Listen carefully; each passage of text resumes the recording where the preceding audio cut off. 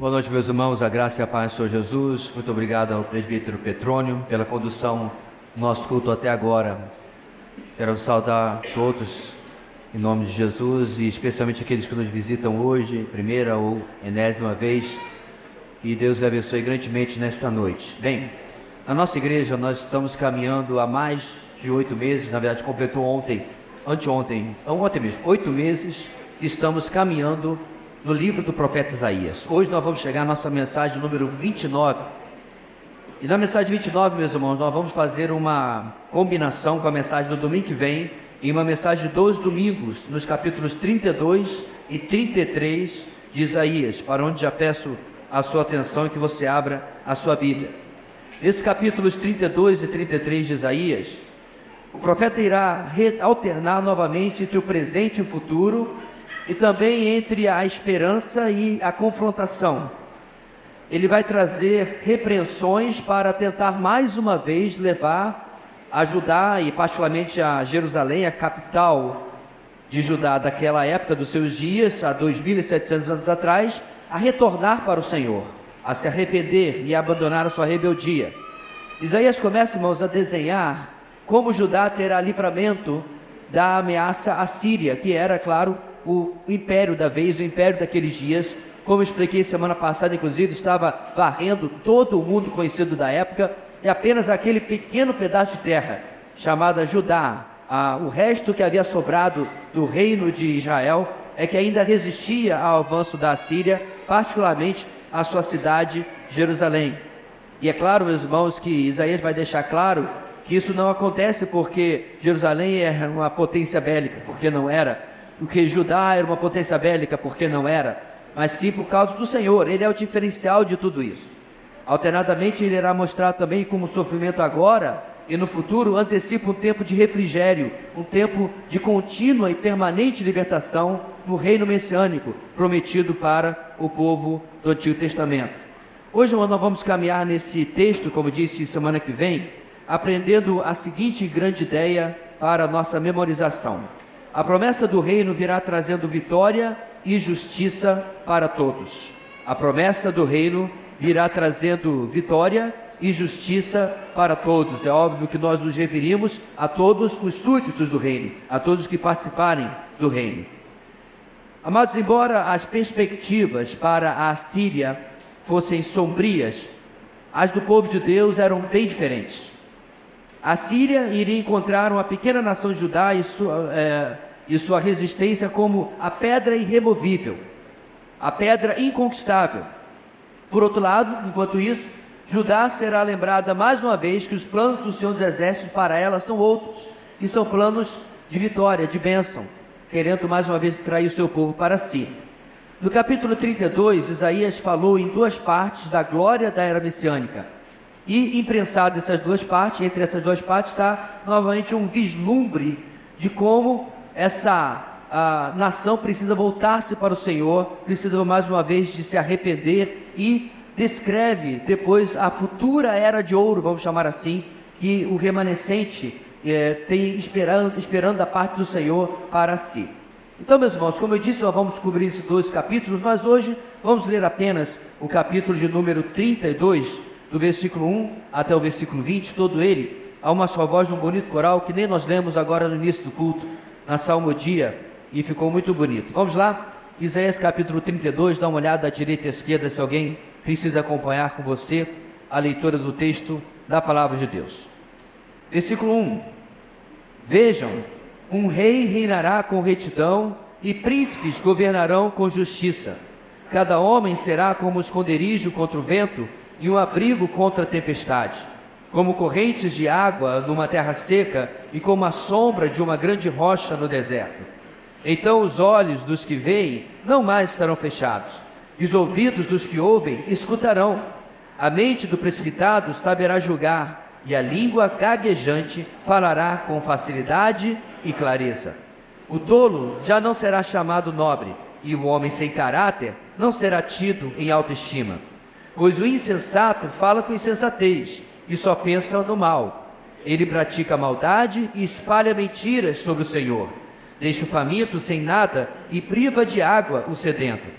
As artimanhas do homem sem caráter são perversas. Ele inventa planos maldosos para destruir com mentiras o pobre, mesmo quando a súplica deste é justa.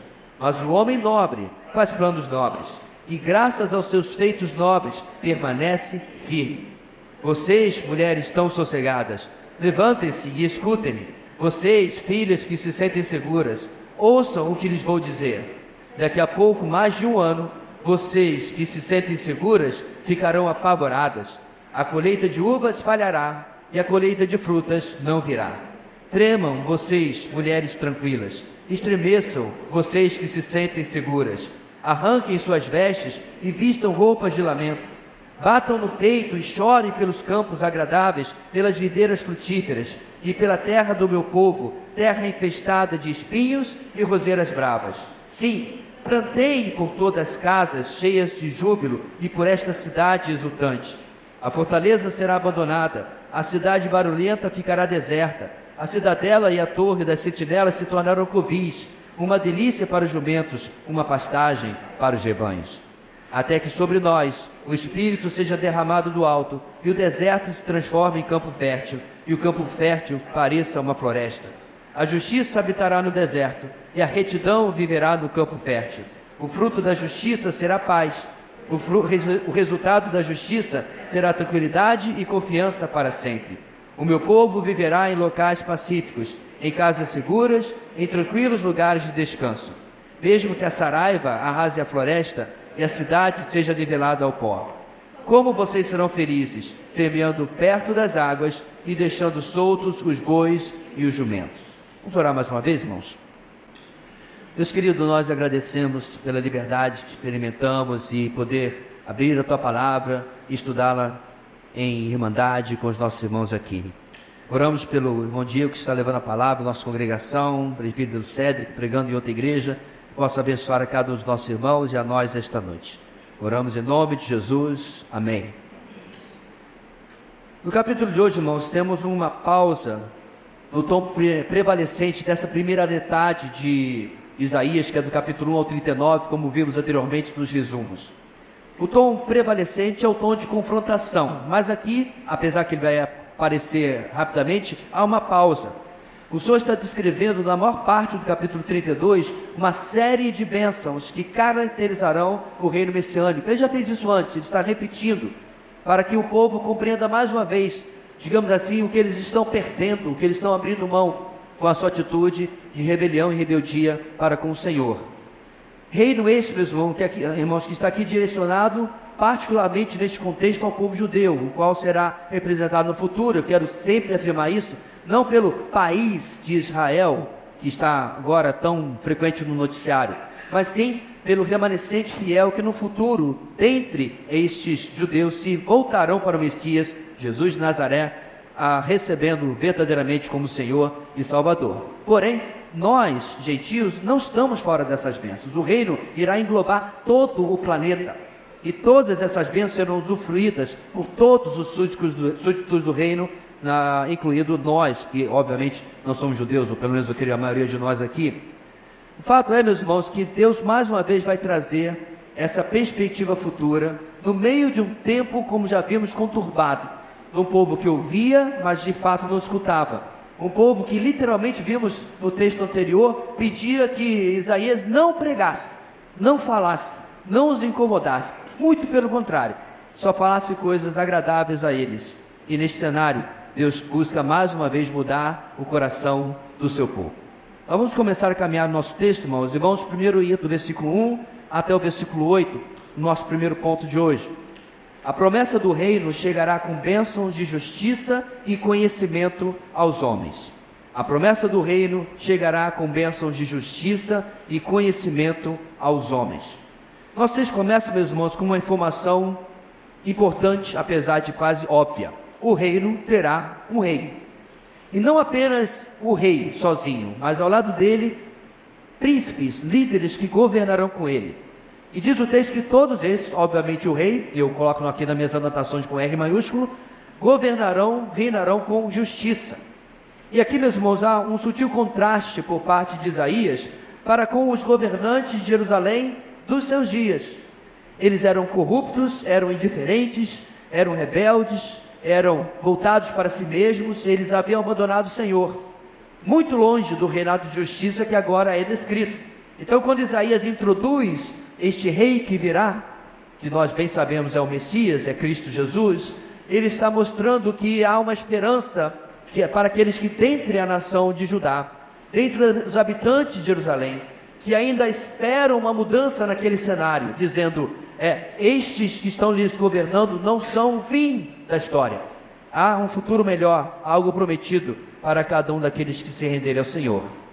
No verso 1, esses não são príncipes, como eu disse, no sentido de dinastia, eles não são sucessores do rei, assim como aqueles que governarão junto do rei. Paulo, em 2 Timóteo capítulo 2, versículo 11 e 12, escreveu algo que nos traz luz sobre essa realidade. Esta é a palavra digna de confiança. Se morremos com ele também viveremos.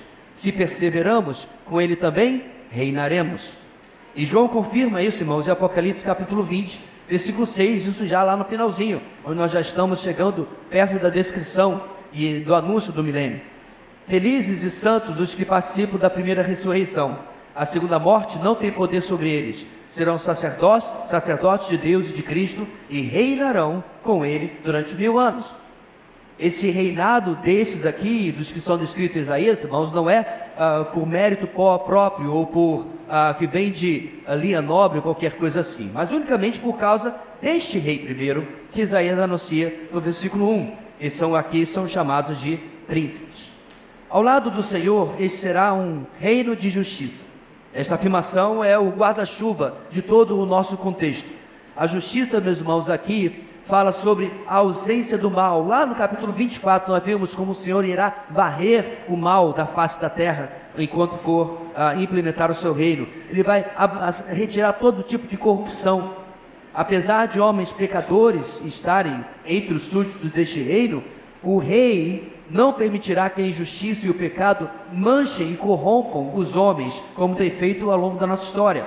Então, a grande questão, meus irmãos, deste reino não é se as pessoas são propensas ou possíveis de pecar, mas como o Senhor reinará com absoluta justiça.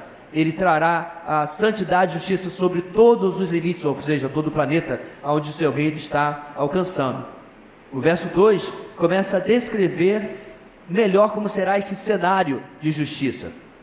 O reino messiânico será inaugurado unicamente com aqueles que creem no Messias, isto é, discípulos do Senhor, súditos do rei. Por isso, irmãos, o seu caráter será de mútuo serviço e proteção. As ilustrações deste verso mostram isso, proteção e suprimento uns para com os outros, ou seja, a sociedade como ela de fato deveria existir. Não voltada apenas para os seus interesses, para o seu progresso, para o seu crescimento, para a sua felicidade, você entendeu, né? Mas sim, voltado para os outros, de forma altruísta. A sociedade amorosa, a sociedade abnegada que os homens sonham construir, hoje em dia sem Deus, e que jamais conseguiram chegar à realidade, aqui vai existir.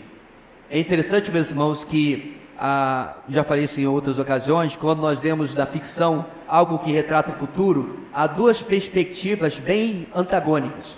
Ou você tem a perspectiva apocalíptica, né? Distópica, como The Walking Dead ou The Last of Us, para quem acompanha a mídia, né? Está tudo destruído, tudo acabado, um mata o outro para poder sobreviver. Ou você vai para o outro extremo, lá, Jornada nas Estrelas. Todo mundo vive em paz e tranquilidade no planeta Terra, não tem mais nada para fazer aqui, então vamos explorar as estrelas.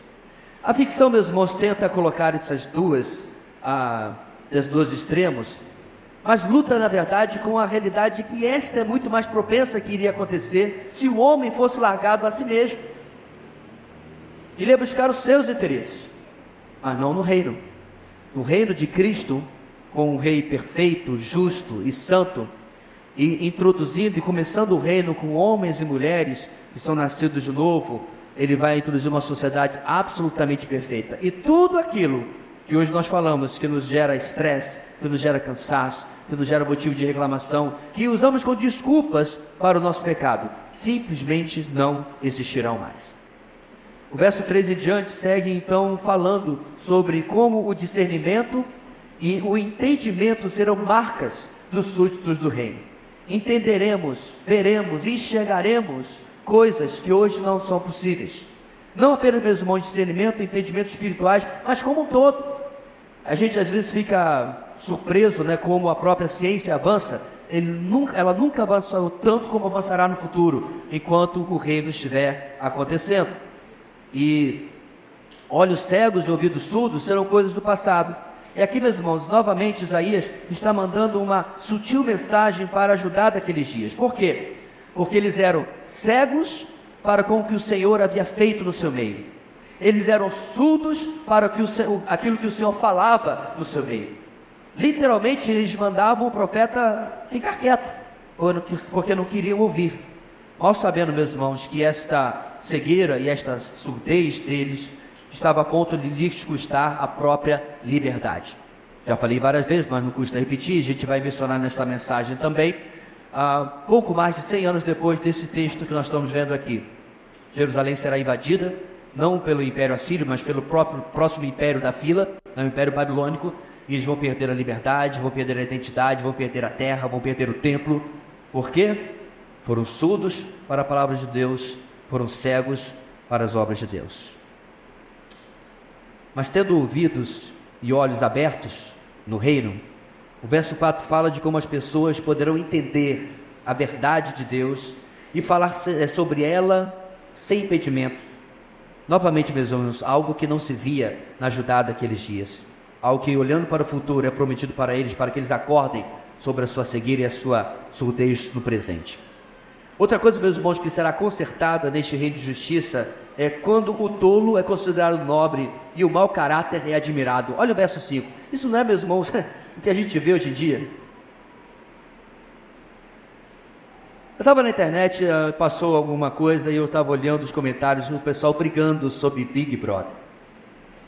Isso é o epíteto da falta de cultura e da tolice da nossa sociedade. Há tantos exemplos que eu poderia dar aqui, meus irmãos, de como nós vemos em dias da anticultura. Parece que o mundo está andando para trás. Eu sinto saudade de séculos atrás, vários na verdade, onde você via pipocando em todo quanto é lugar, músicos como Brahms, como Beethoven e etc., enfim, você via os grandes artistas da pintura. Eu acho que o mundo jamais vai ver isso, porque nós estamos num processo de entolecimento. Existe tal palavra? O tolo passou a ser padrão, porém, é considerado como nobre, é considerado como algo bom, é considerado como algo valioso. E o mau caráter é admirado. Quantas vezes, meus irmãos, inclusive algo que está mais pulsante na última década para cá, quantas vezes o brasileiro, vamos falar de nós, passa pano nessa expressão, para político de estimação, para corruptos, ou até para aquele cara que ele admira muito, e aí ignora as pisadas na bola porque admira muito. O mau caratismo virou currículo e é admirado, mas não no reino. O tolo é colocado em paralelo aqui ao insensato do verso 6. Olha aí. E aqui, meus irmãos, não é apenas aquele que falta sabedoria, mas aquele que age e vive em maldade. Porque exatamente faltando-lhe sabedoria, só lhe resta a sabedoria carnal, se eu posso chamar isso de sabedoria. Só lhe resta seus próprios métodos e meios humanos pelos quais ele tenta sempre buscar resolver os seus problemas. E é claro, a sabedoria de verdade, a que vem do alto, só é reservada àqueles que temem ao Senhor. Não é exatamente isso que nos diz a literatura de sabedoria? O temor ao Senhor é o princípio da sabedoria. A parte, meus irmãos, de uma vida com Deus, a parte de uma vida com Cristo, não há verdadeira sabedoria, não há verdadeiro discernimento, mas isso vai ser abundante no reino de Cristo. As artimanhas e planos maldosos desses, no versículo 7, são coisas do passado. A indignação, meus irmãos, porque eles abandonam os necessitados e os destrói com mentiras, não acontecerá mais. E a razão está no verso 8. Os homens nobres agora serão o padrão entre os súditos deste reino. Meus irmãos, você já conviveu com gente que vive de forma excelente em qualquer área da sua vida? Quer seja na paternidade, na maternidade, quer seja como filho, como funcionário, enfim, como cidadão. Uma pessoa que vive acima da média, acima da mídia. Alguém que não se contenta com o feijãozinho com arroz para a sua própria vida. Não que ele impõe o seu padrão aos outros, mas ele busca sempre estar melhor do que ontem e menos melhor do que amanhã. Este vai ser, meus irmãos, o padrão do reino. Homens, mulheres, súditos do rei, buscando sempre a melhora. Teremos uma sociedade em que, em lugar de ciclos viciosos que temos hoje, que nunca se resolvem, em lugar disso, meus irmãos, teremos ciclos virtuosos. Em lugar do mal promover e alimentar ainda mais o mal, a nobreza dos súditos será usada pelo rei para estabelecer ainda mais o seu reino de justiça. Ou seja, exatamente aquilo que o Senhor havia prometido, ou melhor, desejado, para o seu reino, aqui estabelecido no Antigo Testamento, a nação de Israel, e ela falhou miseravelmente. Tomando o futuro do reino, meus irmãos, então, como esse pano de fundo, Isaías resolve, ele faz isso, já vimos várias vezes, mudar o discurso, e agora ele vai se dirigir aos moradores de Jerusalém para falar do que viria, e falar do cenário que eles estão vivendo antes da justiça do reino. Mais uma vez ele faz essa virada de mesa, essa virada de direção, porque apesar de que a promessa do reino chegará com bênção de justiça e conhecimento aos homens, o cenário dos dias de Isaías não era favorável a isso acontecer. Eles precisavam compreender isso e precisavam mudar o seu direcionamento. Do versículo 9 ao versículo 14, temos nossa segunda lição, nosso segundo ponto de hoje. Anote aí, por favor. A plena justiça do reino será precedida por tempos de grande tribulação. A plena justiça do reino será precedida por tempos de grande tribulação.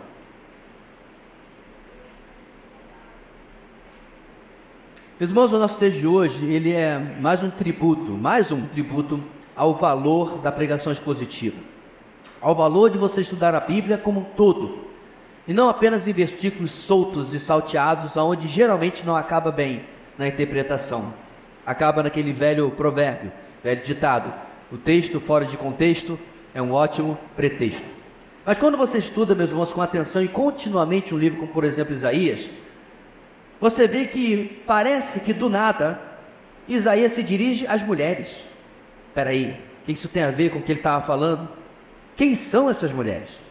Aquele que está acompanhando atentamente essa exposição, nós já vimos, ele sabe que nós já vimos que em nossas primeiras passagens, Isaías usa exatamente as mulheres de Jerusalém como um arquétipo, como uma figura da situação espiritual, ou parte dela, dos habitantes de Jerusalém. Isso está lá no capítulo 3, não dá para lê-lo todo, mas vamos ler o versículo 16, onde ele começa a falar mais detalhadamente sobre essas mulheres. Olha o que ele diz lá.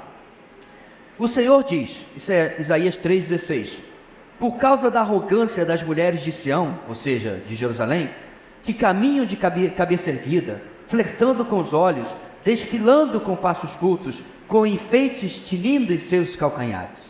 E ele continua até o versículo 26, descrevendo a situação dessas mulheres.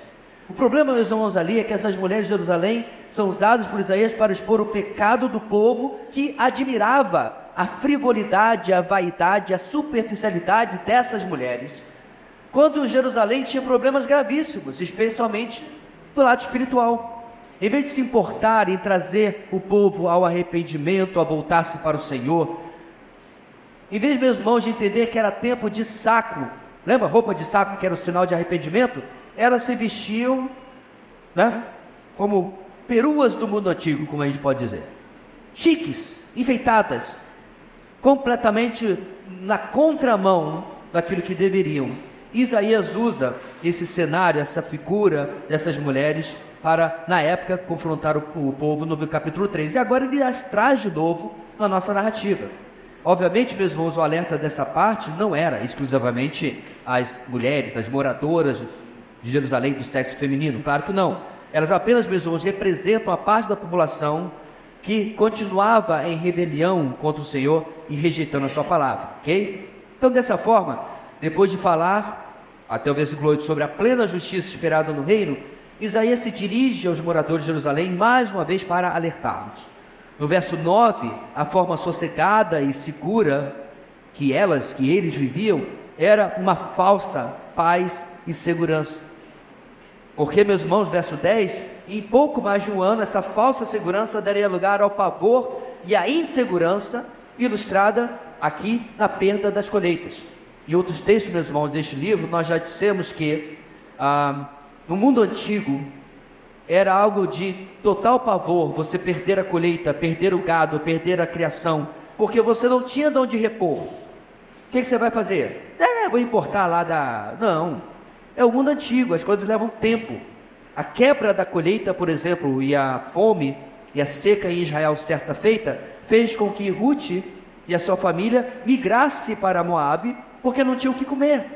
Então, meus irmãos, quando se coloca aqui, então, não vai ter fruta, não vai ter uva e tal, a gente para pensar e diz assim, vai lá no supermercado e compra mais.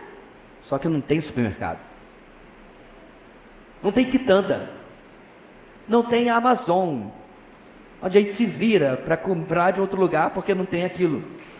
Quebrou a colheita, teve seca, teve praga, vem fome depois. Vem um cenário difícil depois. E aí vem, meus irmãos, a insegurança se instaurando no meio do povo.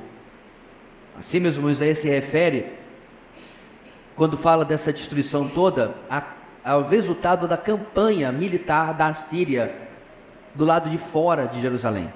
Jerusalém em si, meus irmãos, não tem plantação, é uma cidade, era cercada de muros, mas você poderia ter um canteirozinho na sua casa, mas não tinha mais do que isso.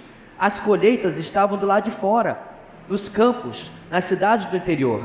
Essas, em sua grande maioria, já haviam caído debaixo do poder da Síria. Só restava Jerusalém. Ela vinha literalmente, meus irmãos, varrendo a terra, passando a régua. E assim, eles destruíam tudo por onde passavam. A Síria tinha a seguinte política, a política de assolamento e destruição total, desolação total da terra por onde eles passavam. Era uma política, meus irmãos, de certa forma, de uma guerra psicológica, para que o povo que restasse perdesse a esperança e soubesse, agora nós estamos de fato dominados, não tem nada que possamos esperar, destruição ao máximo. E assim estava acontecendo. Os versos 11 a 13, continuando, é mais uma referência cruzada ao que vimos no capítulo 3. Lá no capítulo 3, versículo 24, Isaías escreveu o seguinte: em vez de perfume, haverá mau cheiro, em vez de cintos, corda, em vez de belos penteados, calvície, em vez de roupas finas, vestes de lamento, em vez de beleza, cicatrizes. Novamente falando, as mulheres de Jerusalém. E aqui, meus irmãos, versículos 11 ao 13, ele mostra os elementos de vaidade e despreocupação das mulheres sendo trocados por outros. Quais elementos? Que mostram tristeza, miséria e desespero. É o que vemos nesses versos. Por causa da devastação da terra, as mulheres, uma vez chique, vestindo o prata e o sei lá o que daquela época, agora estão vestidos de roupas de lamento, roupas de saco. Eu tenho certeza que as irmãs aqui presentes podem entender muito melhor do que nós homens o que é você tirar um lindo vestido e os seus adereços e você vestir roupa de mendigo, roupa de faxina. Como isso afeta a autoimagem, se não é apenas uma opção, é uma necessidade, é uma imposição por causa dos tempos que você está vivendo. Isaías segue descrevendo, irmãos, as perdas que levariam a tal desespero e lamento que elas iriam clamar e gritar vestidas desse jeito. A terra de Judá seria, diz o texto, infestada de espinhos e roseiras bravas. Por quê? Onde não há colheita, o mato toma conta. Apenas espinhos, apenas roseiras que cresciam por si só, porque toda a plantação natural agora estava tomando conta do que antes era plantado pelos homens. Encerrando essa sessão, meus irmãos, o verso 14 desenha o resultado final dessa rebeldia. A sentença divina contra Jerusalém começou a ser executada pelos assírios em 701 a.C., mas não foram eles totalmente bem-sucedidos. Por quê? Porque pela misericórdia de Deus ainda se levantou um rei piedoso, um rei bom, o rei Ezequias, um rei temente a Deus. Teve lá os seus erros, mas ele buscou o Senhor. E Jerusalém, meus irmãos, receberia, vamos chamar assim, uma extensão de prazo. Ou eu poderia dizer, um adiantamento do juízo, um adiamento, do juízo. Mas não foi de forma definitiva. A destruição aqui mencionada foi finalmente efetuada e concluída pelos babilônios em 586 a.C., 115 anos depois.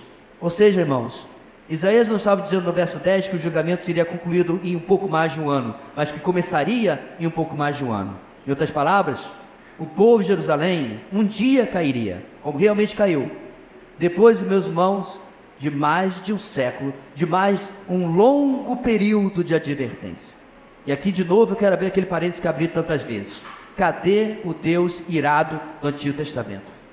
Cadê o Deus impetuoso? Cadê o Deus sem paciência?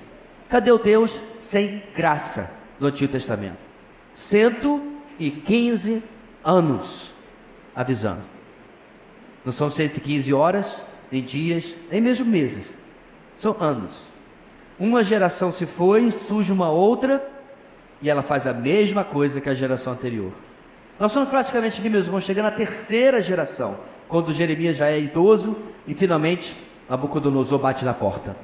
E aí, meus irmãos, não há mais esperança. Não é a nossa aplicação principal, mas eu fico pensando, meus irmãos, quantos alertas de Deus, muitas vezes eu e você simplesmente ignoramos. Deixamos para lá. E quando a conta chega, a gente reclama. Por que, Senhor? Cadê sua paciência, Senhor? Cadê o seu amor, Senhor? Quando o Senhor vem nos avisando, e nos avisando, e nos avisando sobre como, porque, por causa de nossas, às vezes, atitudes, de nossas decisões, estamos destruindo coisas e áreas da nossa vida que o Senhor precisa que a gente tome muito cuidado. Meus irmãos, estão tendo terminado de usar esse trecho para deixar mais um alerta.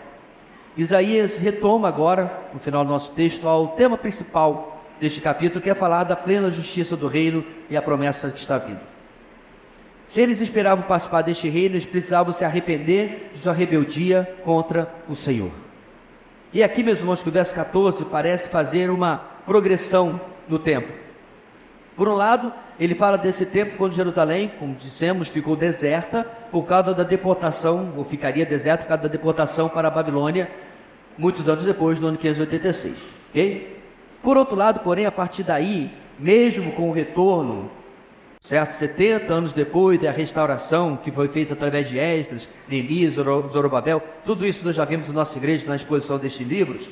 Judá e Jerusalém, meus irmãos, de fato nunca foram os mesmos, nunca foram realmente livres, nunca retornaram aos seus dias de glória. Do domínio babilônio, eles passaram para o domínio medo-persa, do domínio medo-persa para o domínio dos gregos, domínio dos gregos para o domínio dos romanos. Nunca foram mais donos do seu nariz, nunca mais foram de fato uma nação, simplesmente mais uma província em um largo e grande império. Até que em 70 depois de Cristo, o imperador Tito simplesmente expulsa todos de Jerusalém, cansado das diversas rebeliões que eles faziam contra o império. O império contra-ataca e mandou todo mundo para fora de Jerusalém. Eu não tenho tempo de fazer aqui um resumo da história, meus irmãos, mas nunca mais houve, até o meado do século passado, de fato, uma nação, um povo identificado como uma nação naquele pedaço de terra. Nenhum outro houve. Ocupantes atrás de ocupantes estiveram um após o outro, indo e vindo ao longo da história. Jerusalém permaneceu apenas uma sombra daquilo que um dia foi e o que deveria ser. Governos estrangeiros a dominar um após o outro. E mesmo, meus irmãos, como eu disse, depois que se retornou a um Estado de Israel em 1948, de fato, meus irmãos, não há absolutamente nenhum significado espiritual que tenha permanecido naquele pedaço de terra. Por quê? Nós vimos semana passada. Porque o Senhor trouxe endurecimento sobre este povo, porque eles rejeitaram o Messias. E agora a igreja está encarregada de anunciar as boas novas, anunciar o Evangelho. Agora é interessante, meus irmãos, como algumas pessoas conseguem olhar para isso e dizer: Deus mudou de ideia, as promessas se passaram. Eu não vejo assim. Eu vejo Deus fiel e nunca mente, todos nós concordamos com isso no Antigo Testamento, dizendo e fazendo exatamente aquilo que ele havia prometido. No tempo certo, no tempo dele, ele irá trazer a plena justiça do reino que acompanhará a esperada restauração espiritual. Esse é o nosso terceiro ponto. A plena justiça do reino acompanhará a esperada restauração espiritual. No seu tempo, Deus fará isso. E aí então há uma virada do versículo 14 para o versículo 15. E nessa virada, meus irmãos, para o versículo 15, Isaías traz um prazo para que essa desolação termine. A desolação política, mas principalmente a desolação espiritual deste povo. Ele fala de um tempo, meus irmãos, quando o Espírito será derramado do alto. Então vamos analisar isso com calma. Nós sabemos claramente, meus irmãos, que o Espírito Santo já foi derramado na inauguração da Igreja de Cristo em Atos capítulo 2. Só você abrir a sua Bíblia e você vai encontrar lá. Porém, o Antigo Testamento, meus irmãos, possui profecias específicas de derramamento do Espírito sobre este remanescente do povo judeu. Quero sempre destacar isso. Nós estamos falando da bandeira de Israel, nós estamos falando da nação de Israel, mas do remanescente que virá de dentro deste povo. É abundante as profecias sobre isso. Algo que começará a acontecer durante a tribulação, entrando pelo reino messiânico, como está prometido aqui. Quer ver? Além do nosso texto de Isaías, que acabamos de ler, versículo 15, a profecia desta promessa é encontrada também em Joel capítulo 2.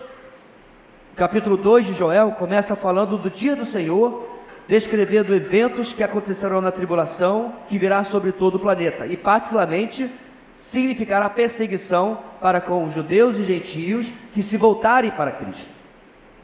Então, meus irmãos, lá no verso 28 e 29 de Joel 2, ele diz o seguinte: e depois disso, derramarei do meu espírito sobre todos os povos, os seus filhos e as suas filhas profetizarão, os velhos terão sonhos, os jovens terão visões, até sobre os servos e as servas derramarei do meu espírito naqueles dias. Joel fala então, meus irmãos, do derramamento do espírito sobre, claro, todos os povos, mas ele fala claramente depois: os seus filhos e as suas filhas profetizarão, e etc, etc, falando exatamente do povo a quem ele estava se dirigindo, o povo judeu. E ele não está sozinho. Se você quiser confirmar depois, o profeta Ezequiel profetiza a mesma coisa no capítulo 36, Zacarias também no capítulo 12. Então, meus irmãos, o derramamento do Espírito virá para trazer o começo dessa restauração esperada. Os versos 15 e 17 falam de fertilidade nos campos semeados. Eles falam de justiça, da retidão e paz acompanhadas de tranquilidade e confiança. E não apenas por algum tempo, para depois parar. O texto fala que será um estado permanente. Ele termina dizendo, para sempre, como diz aí. Tudo isso acompanhado, meus irmãos, de uma vida de segurança e tranquilidade e felicidade. É assim que termina o nosso texto. Aonde na história da humanidade se conseguiu viver isso? Nunca. Em nenhum reino, em nenhuma nação. Não, pastor, tem lá uns países mais desenvolvidos, lá na Europa, países lá do norte da Europa.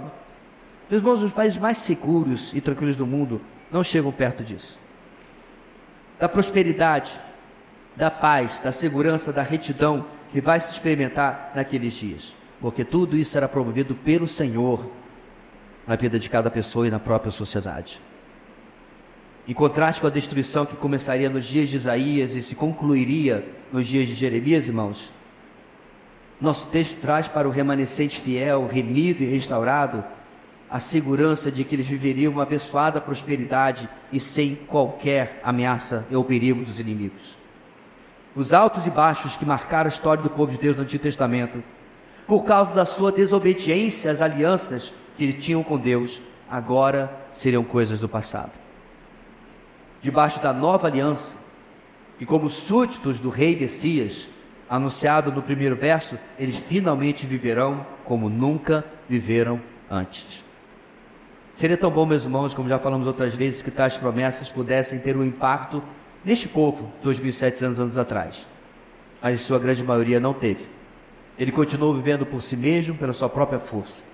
O mais interessante, meus irmãos, é que eles passaram a tratar Deus em alguns momentos como um 190.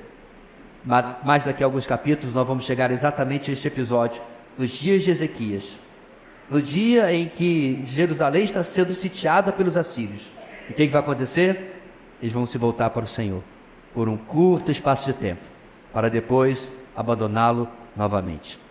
Mas antes de chegarmos nesse texto, porque não é o texto de hoje, vamos fazer algumas considerações sobre aquilo que vimos. A promessa do reino chegará com bênçãos de justiça e conhecimento aos homens. Quero perguntar essa noite, meus irmãos, aonde está guardada a sua esperança de justiça e paz? Pela primeira vez na minha vida, eu sei que a maioria aqui conhece o nome de pelo menos 5 juízes do Supremo Tribunal Federal. Na idade da maioria dos que estão aqui, com 20, 30, 40 anos, eu mal conseguia fazer a escalação da seleção brasileira, quanto mais de juízes do Supremo. Por quê? Porque de uma hora para outra nós estamos, de certa forma, sedentos por justiça. E vemos um órgão que deveria ser a expressão disso, e provavelmente discordamos frontalmente de que realmente seja. Mas então, meus irmãos, aonde está guardada a nossa esperança de justiça e paz? Nos governantes? Em um governante em especial? Será que você tem confiado no progresso da humanidade? Na melhoria da economia? Todas essas e outras coisas foram alvo da esperança da humanidade ao longo do tempo e continuam sendo.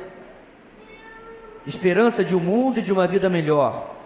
Porém, as ideologias não conseguiram, os sistemas políticos não conseguiram, os sistemas econômicos não conseguiram, os líderes deste mundo caído, e o G4, o G5, o G8, o G20, sei lá quantos tem, também não conseguiram.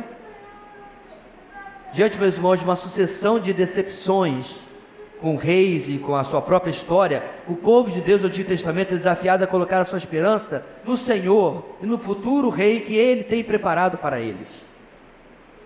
Em nosso texto, meus irmãos, essa esperança se dirige, claro, para o futuro, ao reino messiânico, que um dia cobrirá todo o planeta por 1000 anos. Porém, meus irmãos, isso não é o limite do que Deus pode ou irá fazer, isso não é tudo.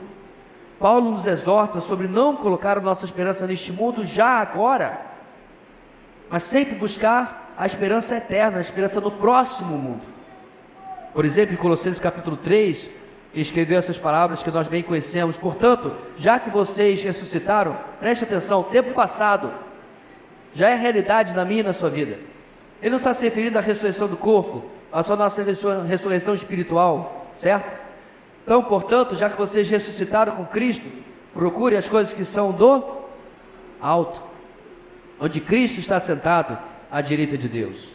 Mantenham o pensamento nas coisas do alto e não nas coisas terrenas. Enquanto vocês fazem as coisas terrenas, mantenham o pensamento no alto, é o que Paulo está dizendo.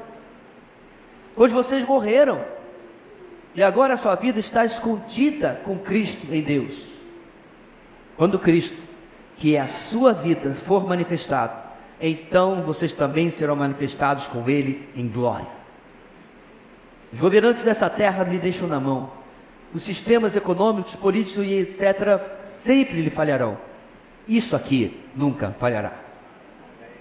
Ao lado disso, meus irmãos, podemos lembrar também do conselho bem duro que Paulo nos dá em 1 Coríntios capítulo 15, versículo 19. Se é somente para esta vida, para estes governantes, para estes sistemas, para essas esperanças humanas que temos esperança, e ele ainda acrescenta, em Cristo, porque tem cristão que mistura tudo, né? Mistura aquilo que espera desse mundo, mete Deus no meio, faz um balaio, sacode, faz um coquetel e chama de cristianismo. Paulo não fala isso. Então, se somos somente para esta vida que temos esperança em Cristo, somos de todos os homens os mais dignos de compaixão, dignos de pena. Outra tradução diz: nós somos os mais miseráveis dos homens. Perdemos a esperança gloriosa e trocamos por uma esperança que é passageira e que é falha. Número 2, a plena justiça do reino será precedida por tempos de grande tribulação. Irmãos, enquanto isso, o alerta que Isaías deixa novamente para o povo de Jerusalém também serve para nós. Como?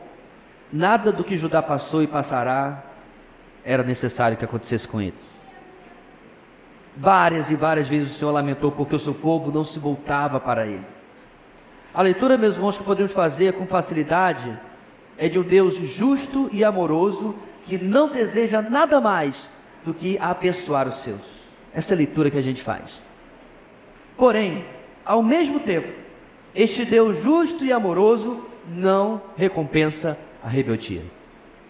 Se você quer, meus irmãos, uma versão pós-moderna, modernosa, para você entender, Deus não passa pano para ninguém. Escreveu, não leu? Pois é. Aí eu pergunto, meus irmãos, o que eu e você temos encontrado no nosso dia a dia? Diante de inúmeros alertas, estamos no capítulo 32 de Isaías.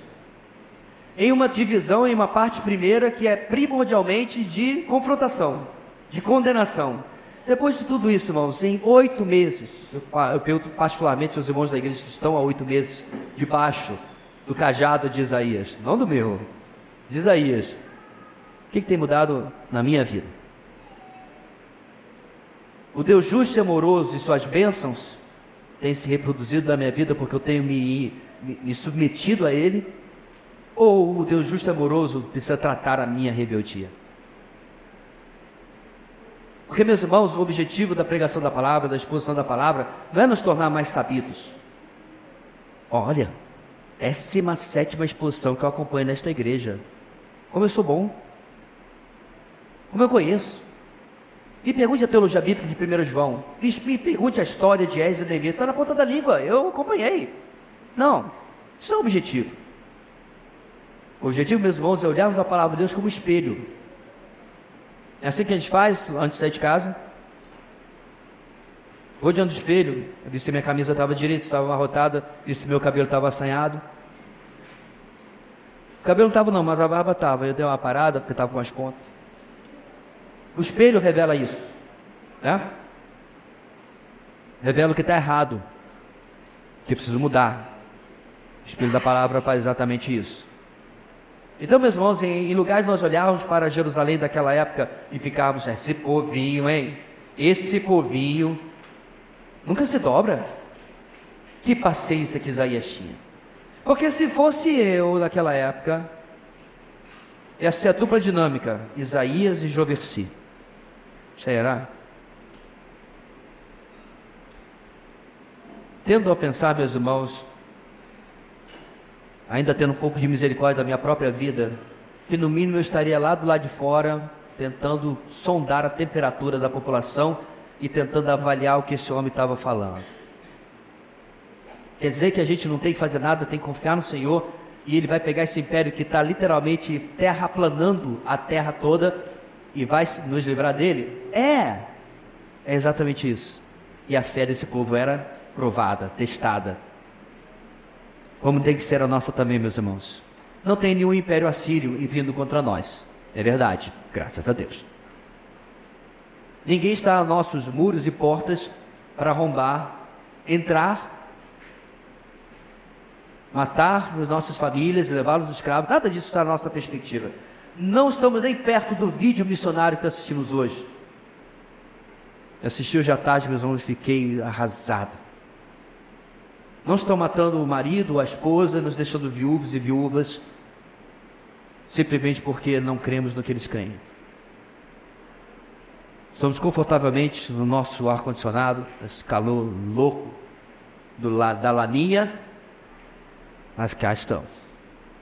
E é por isso, meus irmãos, que precisamos do espelho da palavra para tirar essas interferências que a nossa própria vida confortável traz para nós. Bem, e no ponto 3, meus irmãos, repetindo, a plena justiça do reino acompanhará a esperada restauração espiritual. Enquanto isso, enquanto somos confrontados e nos olhamos no espelho, esperamos pacientemente o fim de todas as coisas. De todas as coisas que nos afligem e perturbam a nossa própria vida com Deus. É verdade, nós somos os primeiros responsáveis por todas as más decisões que tomamos na nossa caminhada com o Senhor. Mas é verdade também que o mundo e Satanás estão aí o tempo todo tentando sabotar a nossa vida espiritual. É a palavra que eu estava procurando. Mas podemos olhar, meus irmãos, pacientemente e esperançosamente para aquele dia em que isso não estará mais aqui. E novamente, meus irmãos, Paulo é instrumento para nos consolar e nos ajudar a olhar, meus irmãos, lá para o fim da jornada. E às vezes para nós pode chegar até mais cedo do que pensamos, mas um dia chegará. Quer pela morte ou pelo arrebatamento, todos nós somos pacientes terminais. E nossa vida vai chegar até o fim, graças a Deus. Viver 100, 200, ou 300, ou 400, ou 500 anos como a antiguidade vivia debaixo do pecado deve ser simplesmente horrível. Mas como não temos que esperar tanto tempo, podemos olhar e ver a linha de chegada. E aí Paulo escreve o seguinte, meus irmãos, eu gostaria de ler todo o capítulo 8, mas vou ler só 18 ao 27. considero que os nossos sofrimentos atuais não podem ser comparados com a glória que em nós será revelada. A natureza criada aguarda com grande expectativa que os filhos de Deus sejam revelados, pois ela foi submetida à inutilidade não pela sua própria escolha, mas por causa da vontade daquele que a sujeitou, na esperança de que a própria natureza criada será libertada da escravidão, da decadência que se encontra, recebendo a gloriosa liberdade dos filhos de Deus. Sabemos que toda a natureza criada geme até agora, como em dores de parto. E não só isso, mas nós mesmos, que temos os primeiros frutos do Espírito, gememos interiormente, esperando ansiosamente nossa adoção como filhos, a redenção do nosso corpo. Pois nessa esperança fomos salvos, mas esperança que se vê não é esperança. Quem espera por aquilo que está vendo? Mas, se esperamos por aquilo que não vemos, aguardamo-lo pacientemente. Da mesma forma, o Espírito nos ajuda em nossa fraqueza, pois não sabemos como orar. Mas o próprio Espírito intercede por nós com gemidos inexprimíveis. E aquele que sonda os corações e conhece a intenção do Espírito, porque o Espírito intercede pelos santos, de acordo com a vontade de Deus. Esse é o nosso caminhar, esse é o nosso consolo. Essa, meus irmãos, é como está a nossa jornada hoje. Sabendo, queridos, que no final tudo acabará bem. Como a gente já falou, meus irmãos, outras vezes, eu já li o final da Bíblia. Não se preocupe, tudo acaba bem. Ele é vitorioso, Ele é Rei e Senhor sobre tudo, e nós somos chamados de forma extremamente privilegiada de sermos seus súditos. Quanto isso, a gente possa viver aqui de maneira que possamos honrar o nosso Rei, como embaixadores do Rei, como representantes do Rei, onde quer que estejamos, irmãos, viver para a glória dEle, porque a promessa do reino virá trazendo vitória e justiça para todos nós. Meus queridos, que as palavras de esperança da Tua palavra hoje, diferentemente do que aconteceu há 2.700 anos atrás, possa de fato trazer mudança e transformação na nossa vida. Tanto as palavras de esperança como as palavras de confronto possam nos trazer mais perto do Senhor, possam trazer para nós, meus irmãos, a compreensão de como nós somos privilegiados, como nosso Deus, nós somos abençoados por sermos Teus, por termos sido escolhidos e chamados para lhe pertencer. Que a nossa resposta a Deus seja uma resposta que glorifique o Teu nome, vidas totalmente dedicadas a sermos excelentes, melhores, para a honra e glória do nosso Deus. É em nome de Jesus que nós oramos. Amém e amém.